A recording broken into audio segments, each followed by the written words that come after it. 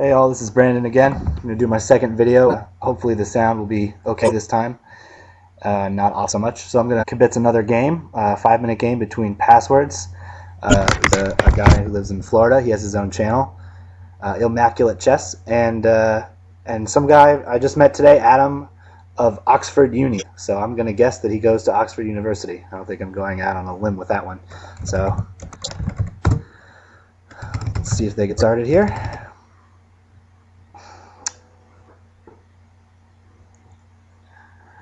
So Passwurdz is playing black. We have the English opening, apropos being as Adam is from England.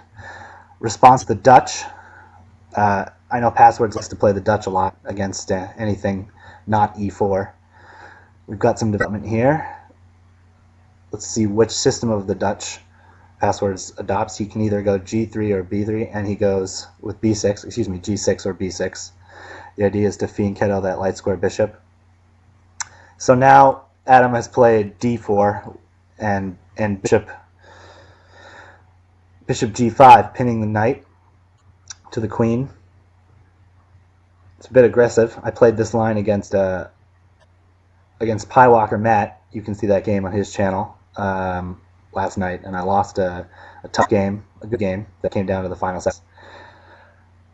So Adam of Oxford starts out with e4, and Passwurdz takes immediately. That's usually a good idea to capture a center pawn in exchange for a wing pawn. Adam has to take here with the knight.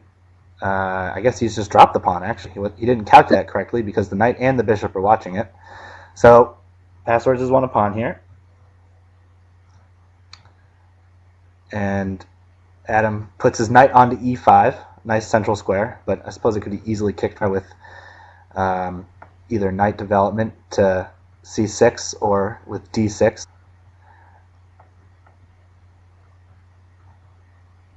Little bit of a time edge for Passwurdz. He's a pretty fast player. He's pretty good. The rating's a little bit off. Passwurdz is at 2039 right now, and Adam of Oxford Uni is at 1749. Both pretty good players. And Adam was thinking, this knight is still pinned here. The bishop is just hanging out. Question is Passwurdz going to tolerate this knight sitting here on d5, or is he doing about it immediately? No, he's okay. He's just going to fianchetto the bishop out here to g7, standard development. Still has that time advantage of about 30 seconds. Oh, it's a disadvantage. Excuse me, I've been saying this wrong. Adam of Oxford has the advantage. So he pushes d5.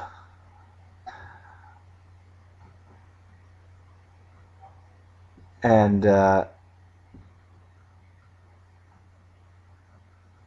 Passwurdz retakes the pawn. Can take another pawn here.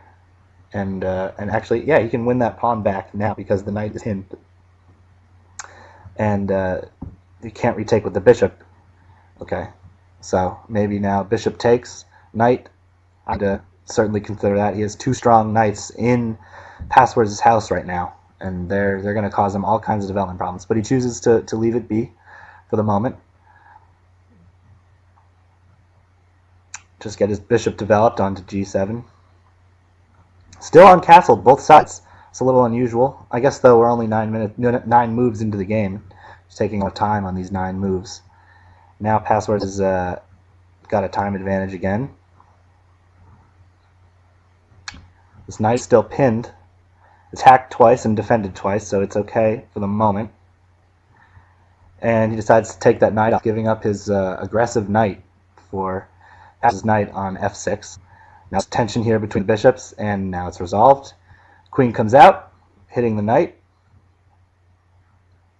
Has to do something about that. He chooses to protect it with the queen. Now the queen is unprotected, and I believe Passwurdz can win this knight here by playing d6.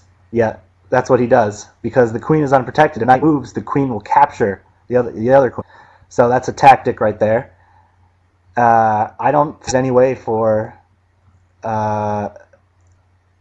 for Adam to hold on to his knight. I don't see any checks with the queen against the king.